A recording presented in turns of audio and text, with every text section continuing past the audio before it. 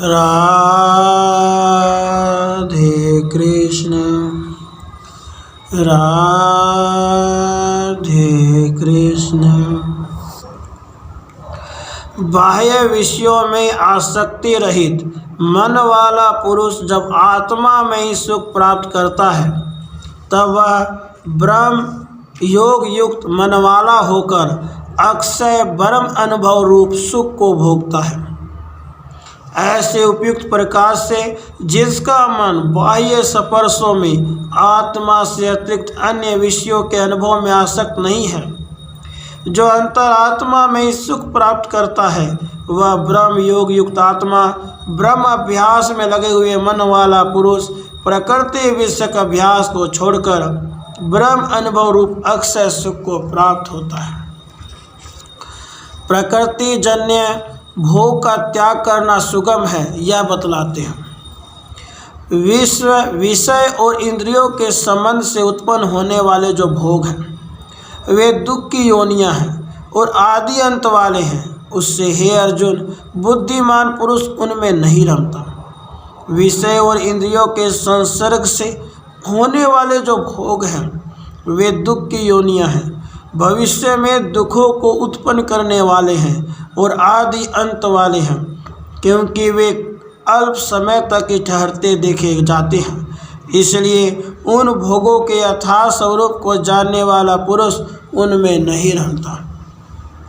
जो शरीर छूटने के पहले यहाँ ही काम क्रोध से उत्पन्न होने वाले वेग को सहन करने में समर्थ होता है, वही मनुष्य युक्त है और वही सुखी है। शरीर छूटने से पहले यही साधन करने की दशा में ही जो पुरुष आत्म अनुभव की प्रीति के कारण काम क्रोध के वेग को सहन करने में रोकने में समर्थ होता है, वह युक्त है, आत्मा अनुभव का पात्र है। वह शरीर छूटने के उत्तर काल में एकमात्र आत्मा अनुभव रूप सुख का भागी बनेगा।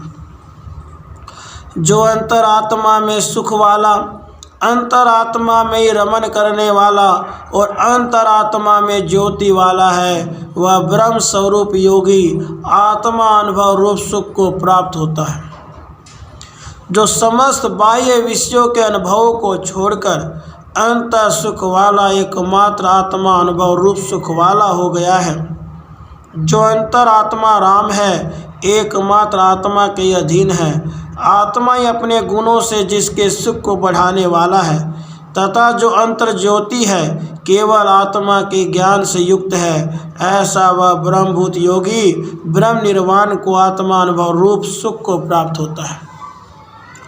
द्वंद्वों से छूटे हुए आत्मा में ही मन को लगाए रखने वाले सभूत प्राणियों के हित में लगे हुए और पापों का सह कर चुके हुए ऋषिगण ब्रह्म निर्वाण को प्राप्त होते हैं।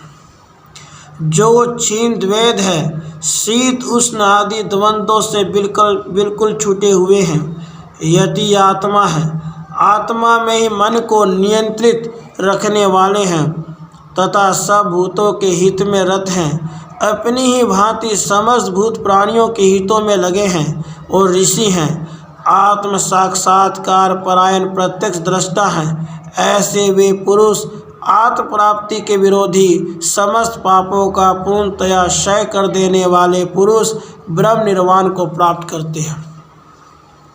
इस प्रकार के गुण वालों के लिए ब्रह्म अत्यंत सुलभ है। यह कहते हैं, काम क्रोध से रहित यत्नशील संयमित चित्त वाले एवं विजित आत्मा पुरुषों के लिए सब ओर से ब्रह्म निर्वाण ही प्राप्त रहता है। जो काम क्रोध से भली भांति छूट गए हैं, यति यत्नशील हैं, यतचित हैं, संयमित मन वाले हैं और विजित आत्मा हैं, जीते हुए मन वाले हैं, उनके सब और ब्रह्म निर्वाण रहता है। अभिप्राय यह है कि ब्रह्म निर्वाण ऐसे पुरुषों की हथेली में रहता है। अपने लक्ष्यभूत योग शीर्षक उक्त कर्म योग का उपसंहार करते हैं। जो बाह्य विषयों को बाहर करके नेत्र को ध्रुवों के बीच में स्थित करके नासिका के भीतर विचरने वाले प्राण और अपान को सम करके इंद्रिय मन बुद्धि को वश में कर लेने वाला मोक्षपरायण मुनि इच्छा भय और क्रोध से रहित है, वह सदा ही मुक्त है। बाह्य विषय भोगों को बाहर करके समस्त बाह्य इंद्रिय व्यापार को समेटकर योग साधन के उपयुक्त आसन पर सीधे शरीर से बैठकर आँखों को भौहों के बीच में नासिका के अग्रभाग पर लगाकर नासिका के भीतर विचरने वाले प्राण और अपान को सम करके उच्च श्वास और निश्वास की गति को सम करके जो आत्म साक्षात्कार के सिवा अन्यत्र कहीं भी न लगने योग्य इंद्रिय मन बुद्धि से युक्त है और इसी कारण जो इच्छा भय और क्रोध से रहित होकर मोक्षपरायण हो गया है, एकमात्र मोक्ष ही जिसका प्रयोजन रह गया है, ऐसा जो मुनि यानी आत्मदर्शनशील पुरुष है वह सदा मुक्त ही है, अर्थात वह साधन दशा में भी सिद्ध अवस्था की भांति मुक्त ही है।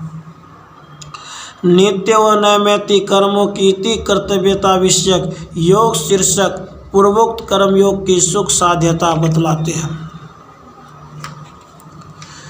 मुझको यज्ञ तपों का भोक्ता, सब लोकों का महान ईश्वर और सब प्राणियों का सुहृद जानकर शांति को प्राप्त होता है। मुझको यज्ञ तपों का भोक्ता, सर्वलोक मोहेश्वर और सब भूतों का सुहृद जानकर मनुष्य शांति को प्राप्त होता है। कर्म योग के संपादन में ही सुख प्राप्त करता है। यहाँ सब लोक महेश्वर का समस्त लोकों के ईश्वरों का भी ईश्वर है, उस ईश्वरों के भी परम महेश्वर को ऐसे ही श्रुति है। अभिप्राय है कि मुझे सर्वलोक महेश्वर और सबका सुहृद जानकर तथा कर्म योग को मुझ परमेश्वर की आराधना मानकर मनुष्य सुखपूर्वक उसमें प्रवृत्त हो जाता है, क्योंकि सुहृदों की आराधना सेवा में सब लोग सहज ही प्रवृत्त हुआ करते हैं। इस प्रकार श्रीमान भगवान रामानुजाचार्य द्वारा रचित गीता भाष्य के हिंदी भाषानुवाद का 5वां अध्याय पूरा हुआ। राधे कृष्ण, राधे कृष्ण।